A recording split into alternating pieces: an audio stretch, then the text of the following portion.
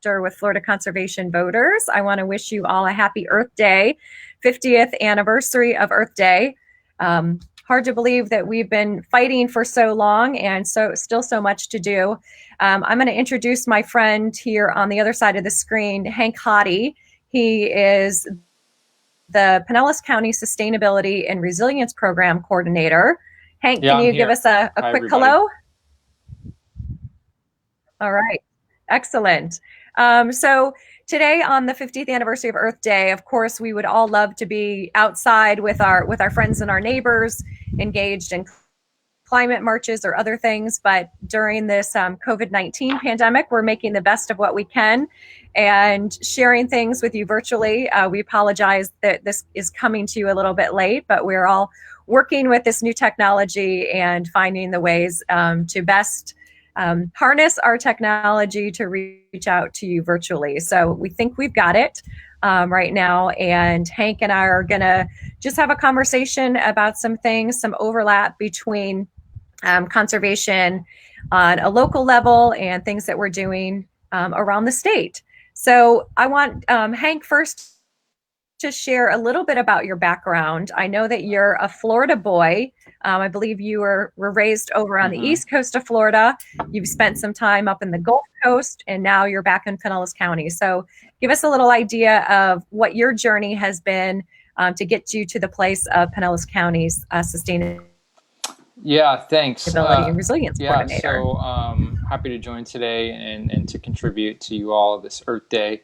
As Lindsay mentioned, Hank Hodde. I'm a new resident of Pinellas County, but not Florida. I was actually born and raised in Stuart, which is just north of Jupiter and West Palm on the East Coast. Spent my entire life there, fishing, surfing, living on the water, doing anything that an 80s baby would have done in Florida. And lived somewhat of the, old Florida, and have been thrusted into new Florida, if you will, which is a lot more people in development. And there's a lot of quality and we're in value in Florida as well as vulnerability. So I grew up seeing that. In 2008, I actually left after graduating from Florida State, going to Knowles.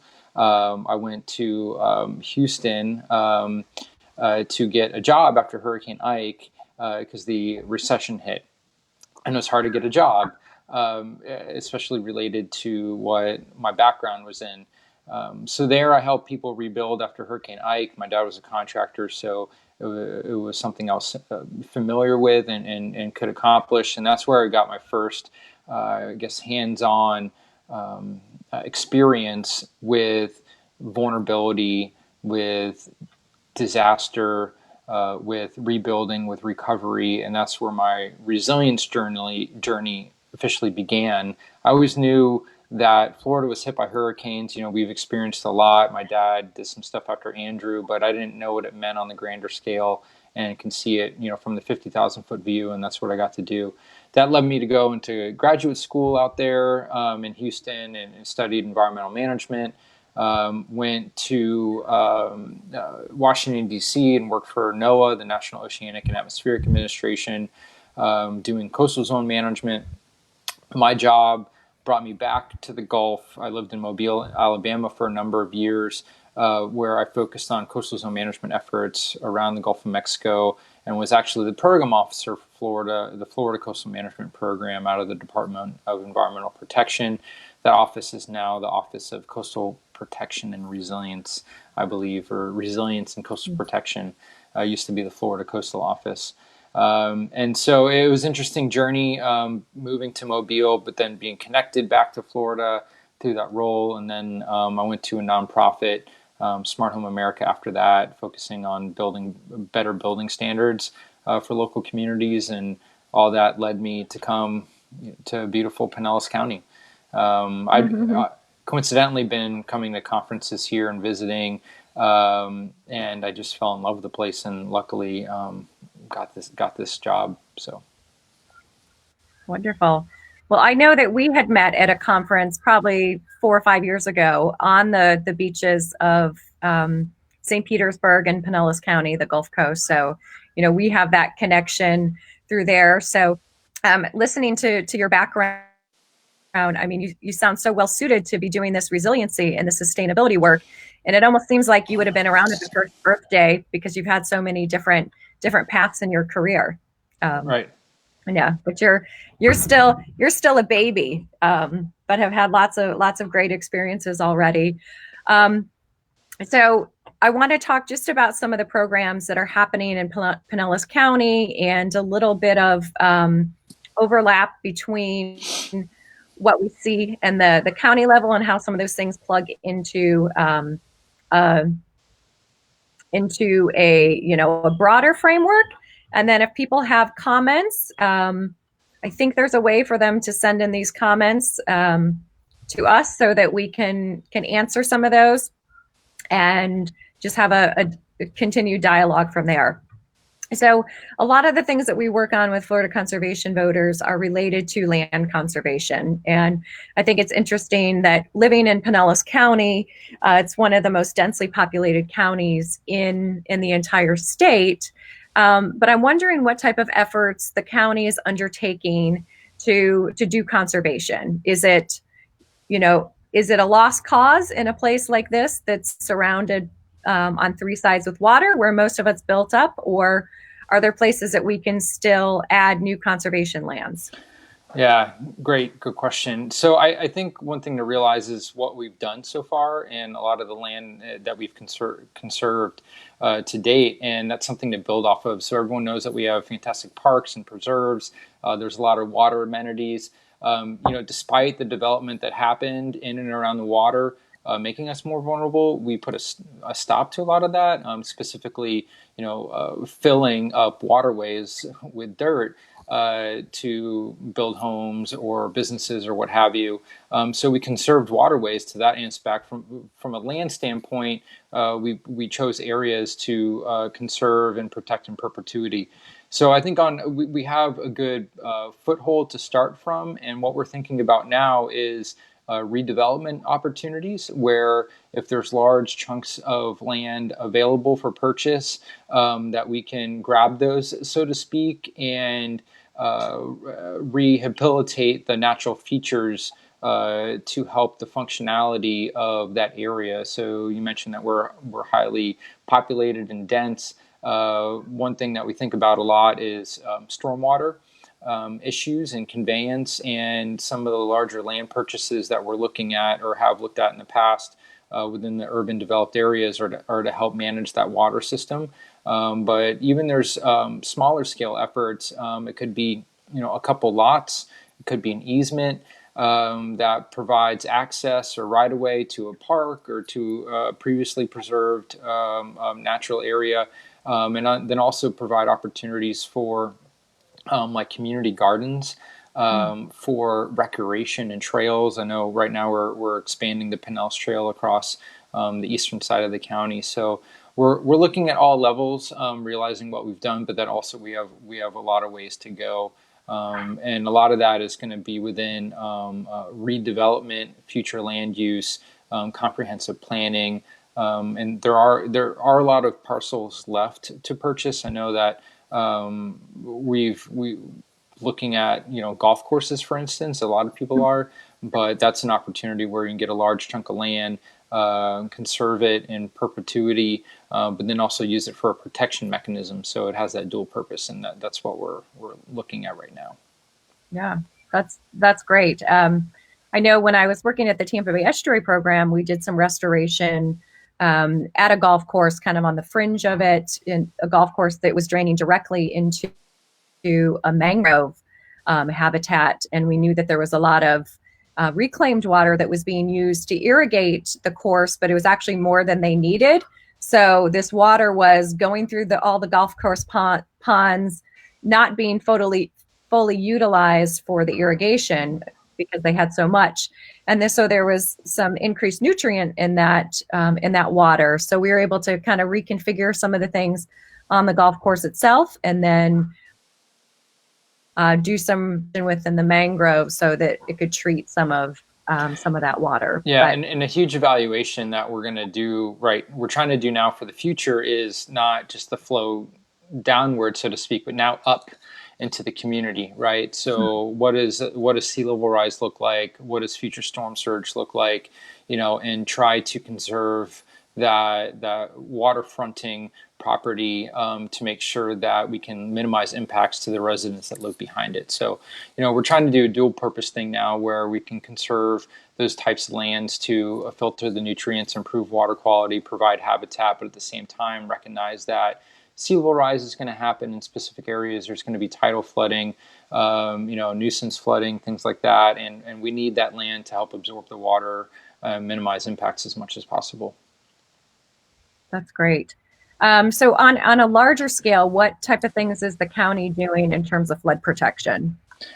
So right now we're doing a lot of watershed management plans. So there's different areas that the county is cut up in, so to speak, for our watershed boundaries. I can't tell you how many right now, but it's kind of like zip codes, and they flow different ways, all different directions. And we're trying to analyze, I guess, what's happened to that watershed through development, through land use changes, and how we can restore natural flows. And so out of these watershed management plans comes recommendations for restoration. So we're doing active projects right now for erosion control, sediment control, water quality, flood protection, things like that.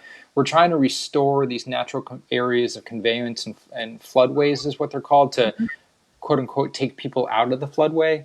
So, or out of the floodplain. So how can we minimize damage to them? So that's what's happening inside the county. From a higher level, we're looking at sea level rise as it relates to capital improvement projects.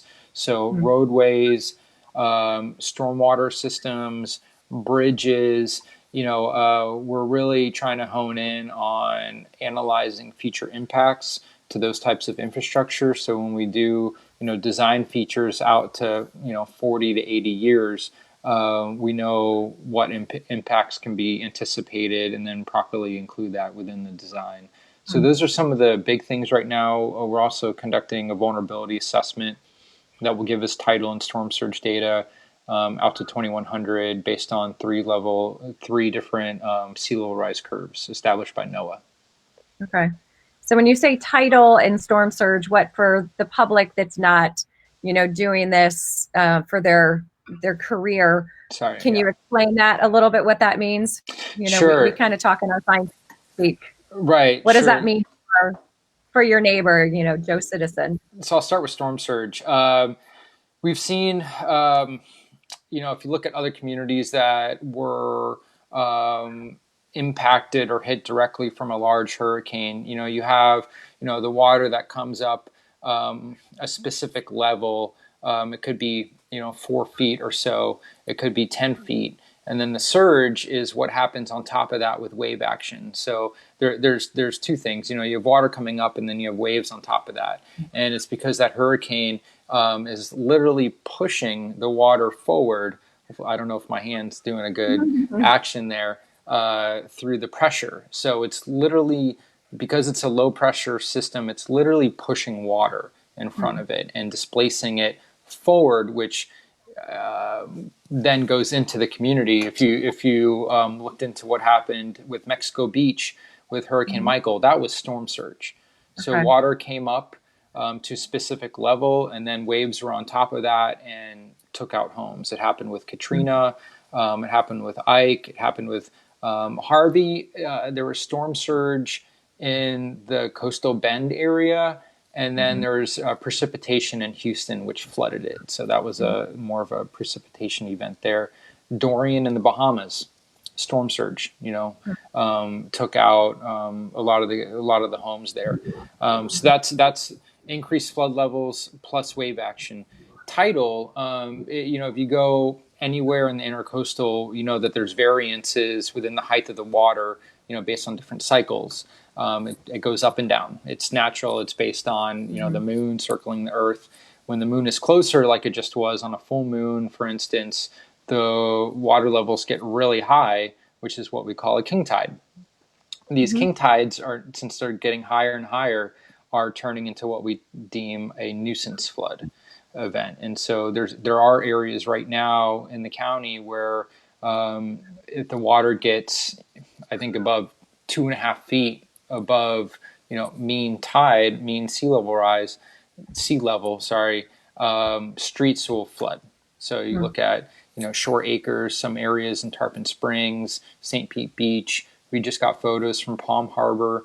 Water will actually come up the storm drains and sometimes over the edge of land, and literally flood a street.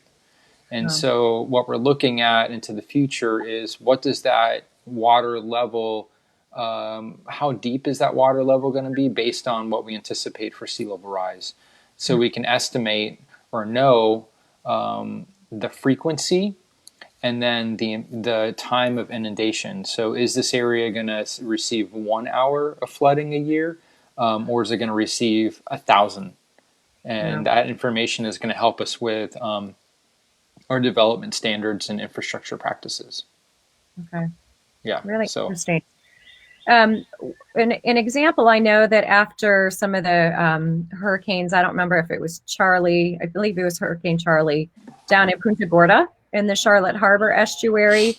I know there was a big effort by the local community to, because they had so much impact, of course, a smaller community, but they went through a very extensive vulnerability assessment and a plan where they started to look at places within their existing downtown or existing park areas where they started to make some decisions about, with X amount of sea level rise, or maybe just quantitative discussions about sea level rise and increased flooding, started to map out what their community may look like in the coming decades. And right, that included things like maybe transitioning some areas from built infrastructure like homes or businesses, maybe putting a sidewalk or a park there that would then eventually provide some buffer against some of that sea level rise for the businesses and the home, that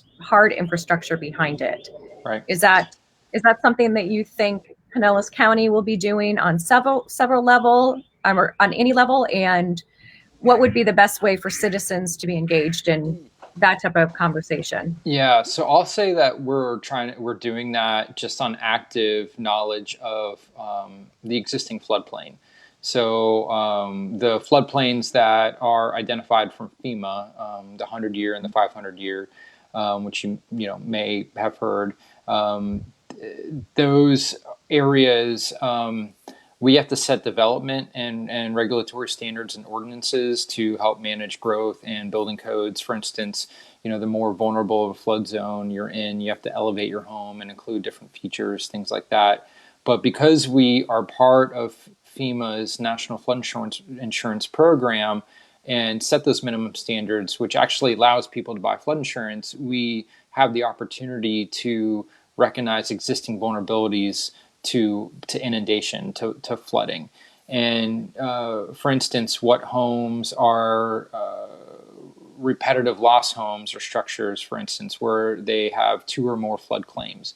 And so we call these areas flooding hotspots.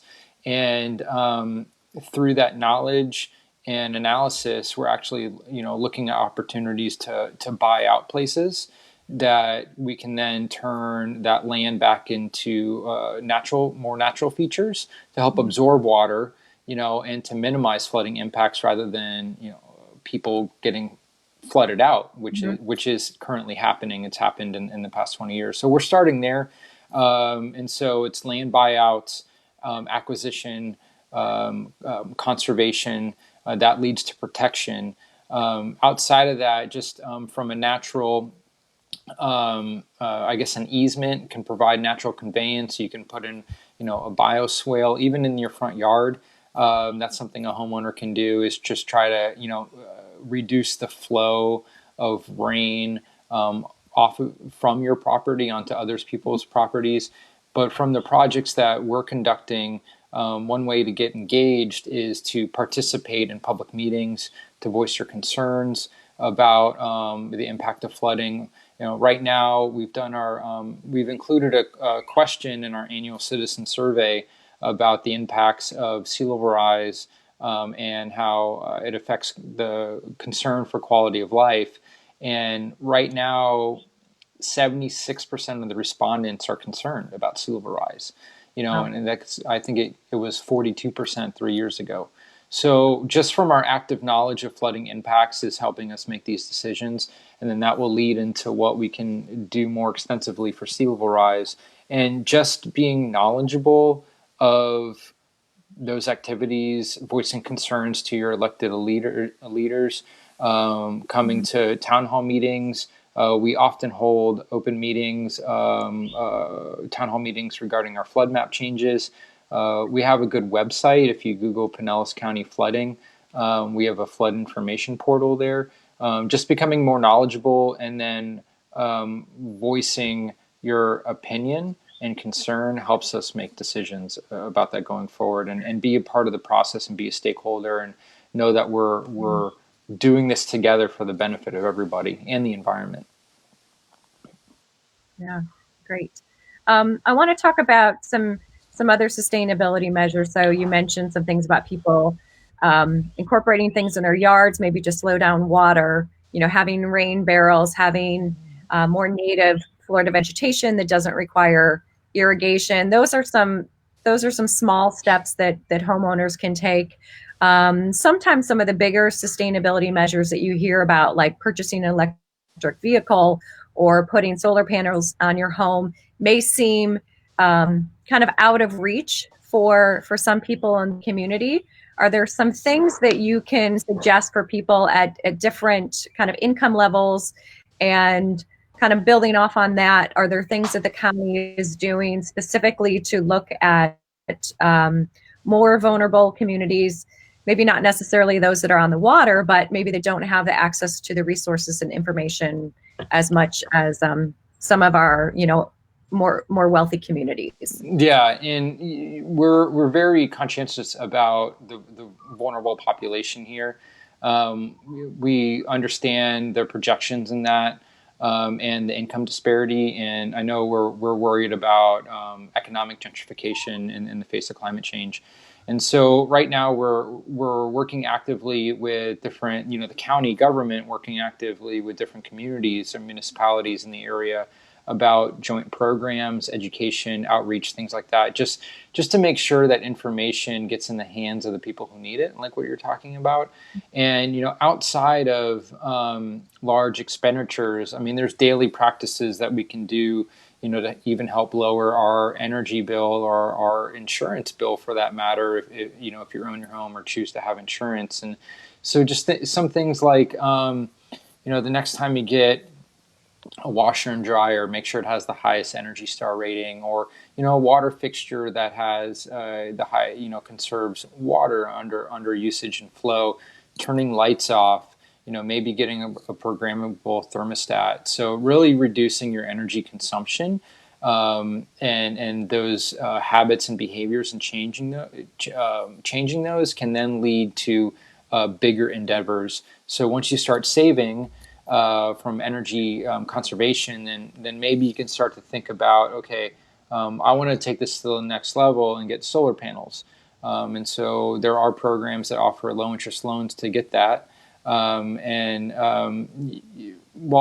they exist out there within the community, we're trying to provide information about those organizations from a governmental standpoint. So you're right, there are things that we can do individually. And we're trying to gather the best information as possible to communicate that.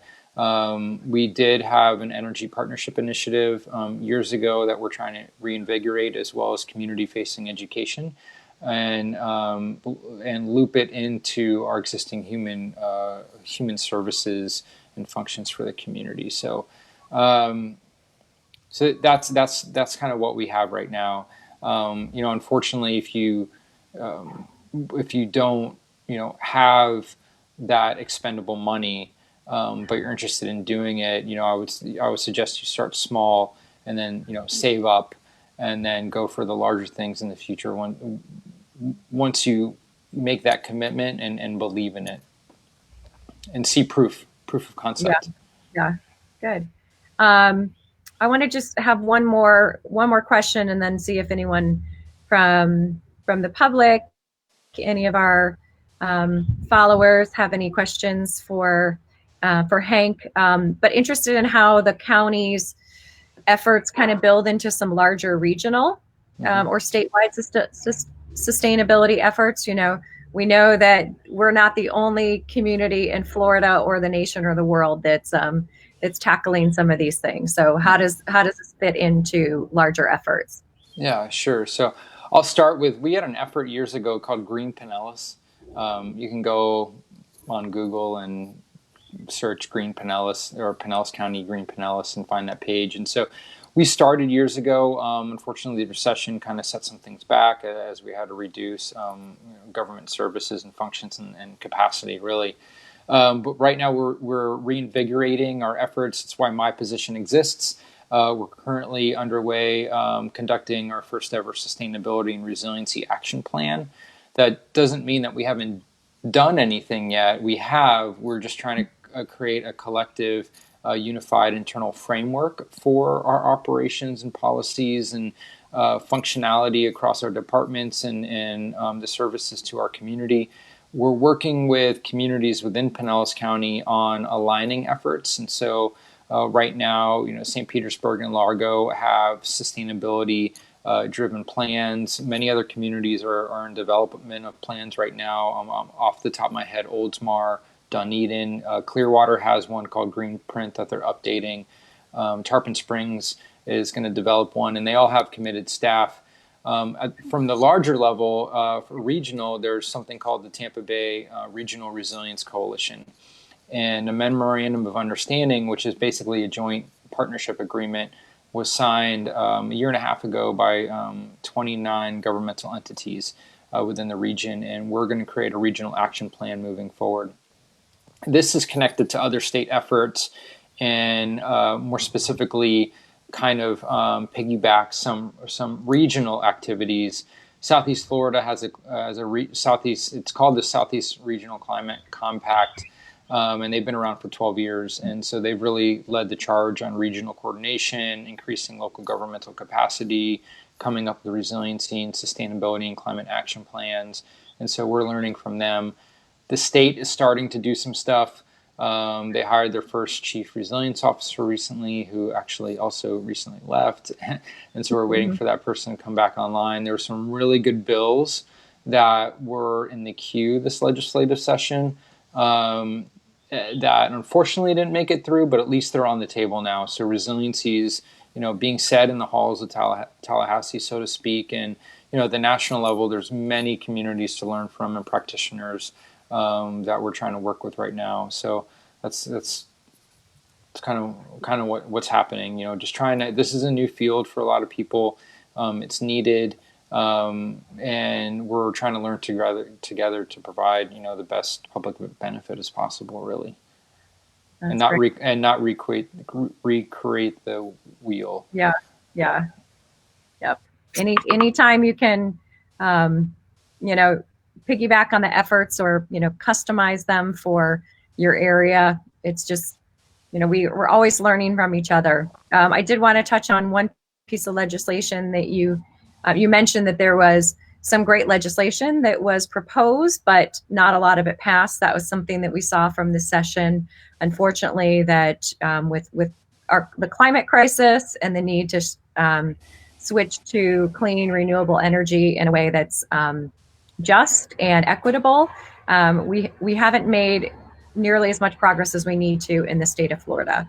There was a bill that was passed that was sponsored by Senator Jose Javier Rodriguez and Representative Vance Alupis, both from Southeast Florida, known as the SLIP bill, and that would require governments to do a sea level rise assessment before they're using our taxpayer money to construct in some of these, higher risk areas. So we're really glad that got passed, and we think that's a good first step. And we will be working with legislators, across the aisle and in coming years to build upon that and make sure that we have really some working towards renewable energy standards. Those are the type of things that are going to help us as a state really be more prepared and be able to enjoy living on a peninsula within a peninsula, right?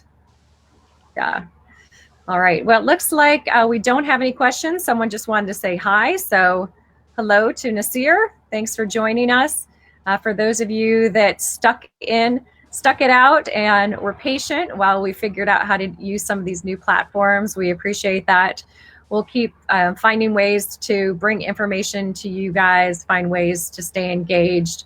We'll be doing more of these kind of side-by-side interviews. So if you have recommendations, maybe you've got a great community organizer in your town or someone who's doing citizen science, drop us a note on our, for Facebook through our message, or send us an email. We'd love to hear from that.